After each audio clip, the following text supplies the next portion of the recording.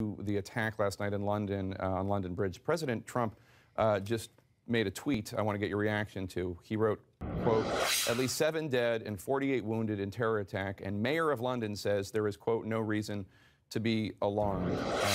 What's your reaction to that tweet? I actually happened to see the statement from the Mayor of London, and that's not what I heard him say. And I don't think that a major terrorist attack like this is a time to be divisive and to criticize a mayor who's trying to organize his city's response to this attack. The terrorists want us to live in a state of constant fear, and having an effective response is the main thing. And it looks to me like the London police were there in 6 minutes, and this scourge of terrorism has to be. It is extremely impressive. Yeah, and specialist teams actually who prepared for just this sort of event. I mean, people who have seen on TVs the helicopter landing in Parliament Square.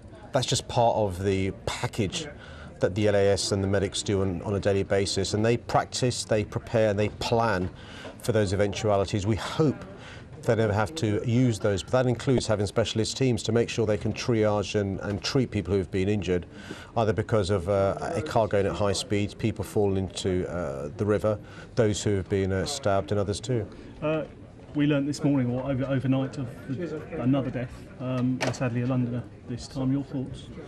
Well, my heart goes to the family of Leslie Rhodes, another Londoner who's tragically lost his life as a consequence of this evil and cowardly terrorist attack on Wednesday. I'm sure all Londoners are thinking about Leslie's family. We had a vigil last night where thousands of Londoners and others remembered those who had lost their lives, those affected by the attack on Wednesday. And we can only imagine the grief Leslie Rhodes' family is going through.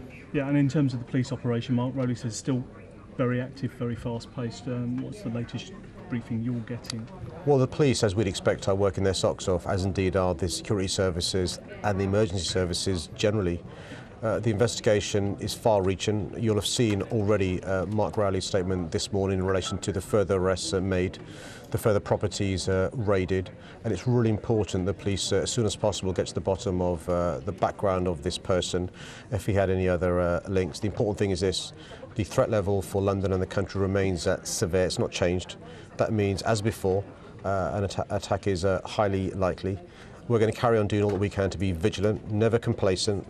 Members of the public will see an increased presence of armed officers and unarmed officers, nothing to be alarmed about. There'll be physical barriers as well across London.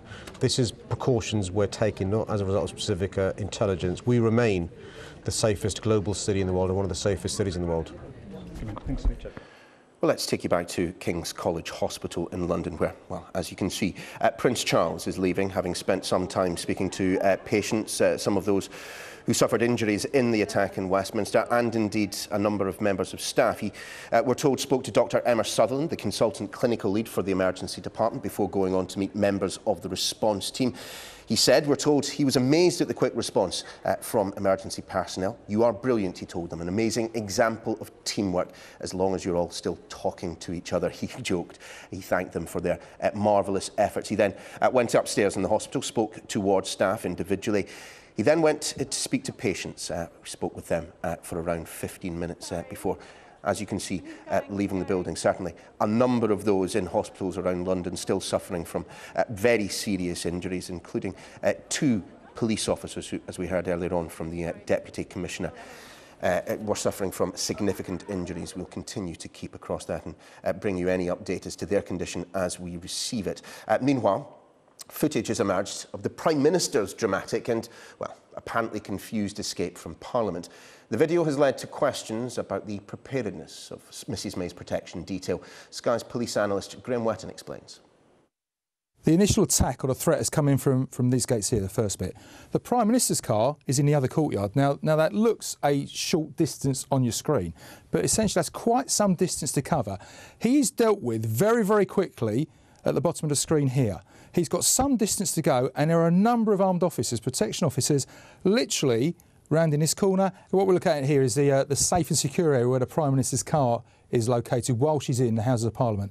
And she'll eventually get into the silver car you can see down the centre of the screen. And what you'll see now coming from the left and through the cars are 2 protection officers who've come out into the courtyard to secure it. They're in constant communication with the team that has the Prime Minister, and she's been held and kept in a secure, safe location within the corridors, and you now see her coming out into the courtyard with a protection team. You saw her then just momentarily move to the right. She saw one officer go to the right, so she wasn't sure was she going to follow him or stay with the team behind her. And then clearly you see the officer behind her, who's very, very close to her, very tight, has indicated she needs to come to the silver car, with the officer standing next to the door, ready to get her into the car. You see her now come up to the door. She's very, very relaxed. She even steps back from the door and waits for it to be opened. She waits for the car to be opened and to get in. No sign of panic, very calm, complete confidence and trust in her team. See, the officer in the centre of the screen has actually got an MP5 out. He's got a more powerful firearm to deal with any threat. The threat has actually come from Carriage Gates, which is just the other side of the estate. So he's now ready, turned towards where the initial threat has come from. She's in the car, safe and secure. The backup car, the officers are getting in, and you'll see her car moves off, goes towards the exit gates, and clearly they haven't been cleared yet. So it's a common practice, routine practice, is to back off and keep your exits open. Keep your options open. You can see the steer wheels at the front are now ready, if need be, to come back the other route. So he's keeping his options open here to either go the route he's asked for, or if he gets more information that he can go a different route, he will take that option. For me, that looks like a very good, very well-controlled removal of the Prime Minister from the estate. To the untrained eye, it may look a bit. So, Sadiq Khan is now the Mayor of London. What sort of man is he? He took his oath on the Quran, so he puts Islam before his country. His brother-in-law was a member of Hizb Tahrir, and apparently Sadiq Khan is related to 4 members of a proscribed extremist organisation. One of his aides, Shuaib Salah, had to be eventually fired for writing about killing Jews. Sadiq Khan worked for Liberty Civil Rights Organisation, which included at that time Azad Ali on its board. Azad Ali wanted to kill British soldiers. Sadiq Khan has represented the Nation of Islam's Louis Farrakhan, after Louis Farrakhan said, "We want to kill all the whites."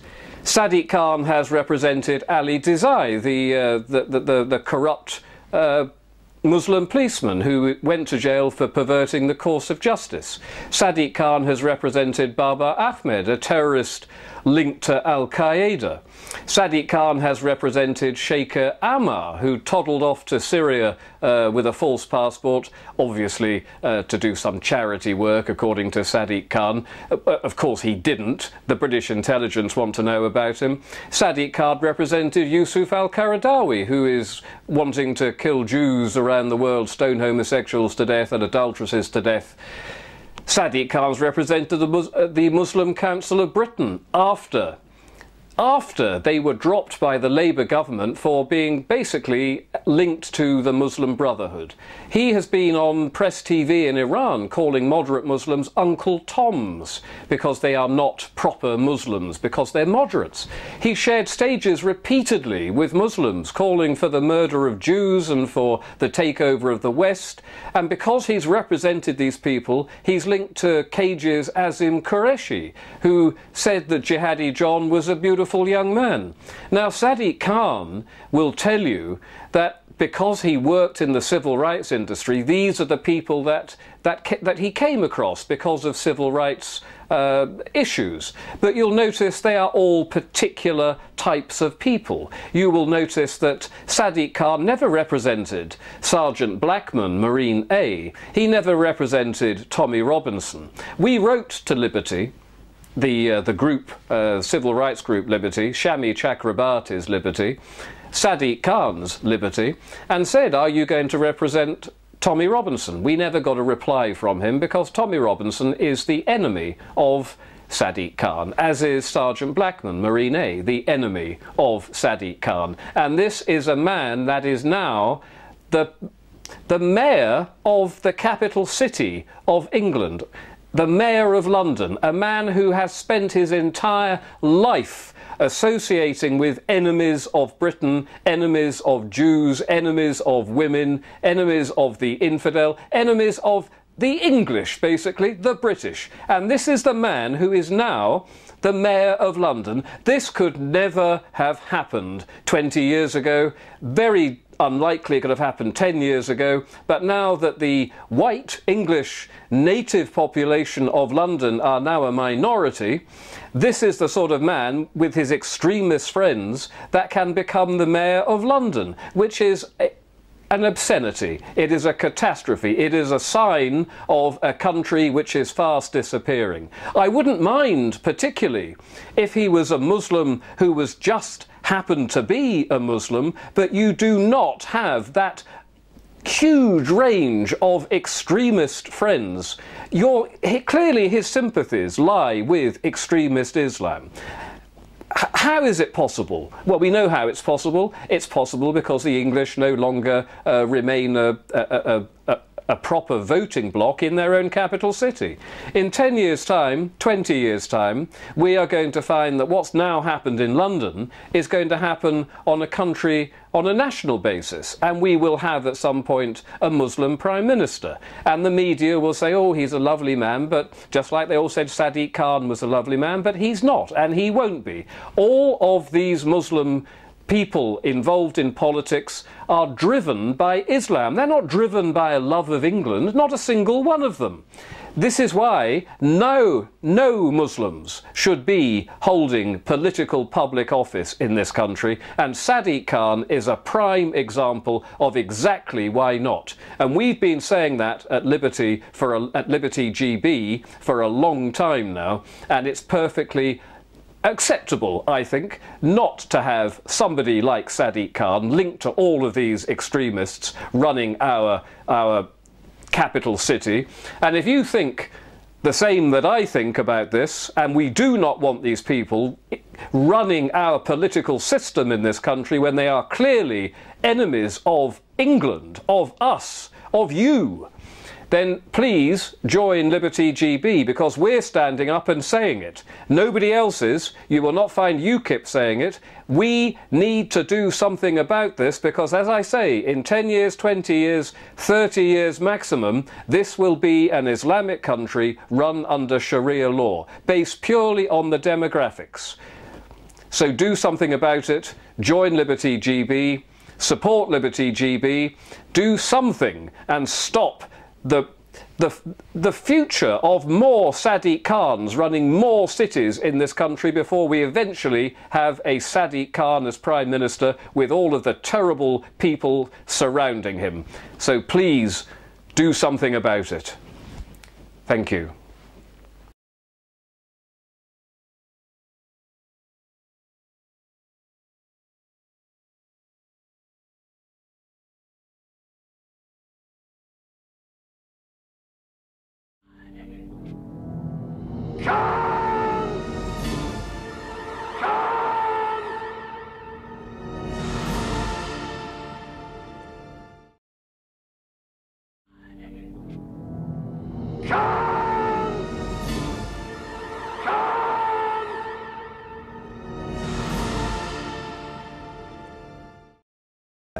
When you're a Londoner, you can be a Christian, Jew, Muslim, Sikh, Hindu, Buddhist. We don't simply tolerate each other. We respect, we celebrate, we embrace each other. In Iraq, at least 150 people have been killed in the past few days as fighting intensifies in the battle for Mosul. Iraqi forces are in the western part of the city trying to flush out